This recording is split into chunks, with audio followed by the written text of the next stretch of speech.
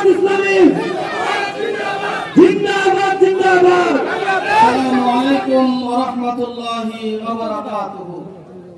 আলহামদুলিল্লাহি রাব্বিল আলামিন والصلاة والسلام على رسوله الكريم وعلى آله وأصحابه أجمعين।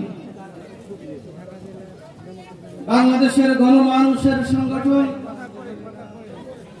শহীদি কাফেলা বাংলাদেশ জামাত ইসলামী ঢাকা জেলার সাভার থানার সাভার সদর ইউনিয়নের উদ্যোগে আয়োজিত আজকের এই জনসভার সম্মানিত সভাপতি, সম্মানিত প্রধান বক্তা, বাংলাদেশ জামাত ইসলামীর কেন্দ্রীয় মজলিসের শুরার অন্যতম সদস্য,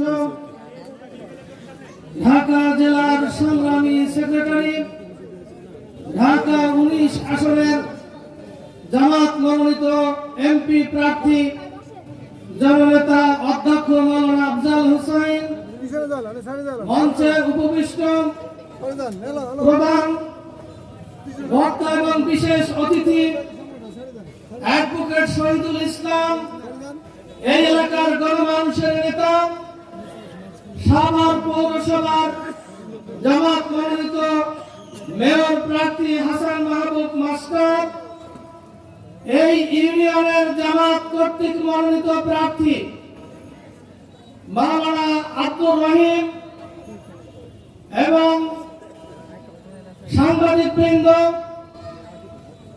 সম্মানিত ভাই এবং বন্ধুগণ, আজকের এই জনসভা প্রমাণ করে আগামীতে জামাত ইসলামীর বিজয় হবে ইনশাআল্লাহ। এটা একটি ইউনিয়নের জনসভা। এই জনসভা আজকের প্রমাণ করে সারা বাংলাদেশে ইসলামী শক্তির যে উত্থান হয়েছে, আগামী নির্বাচনে পার্লামেন্টে কোরআনের পার্লামেন্ট হিসেবে প্রতিষ্ঠিত হবে ইনশাআল্লাহ।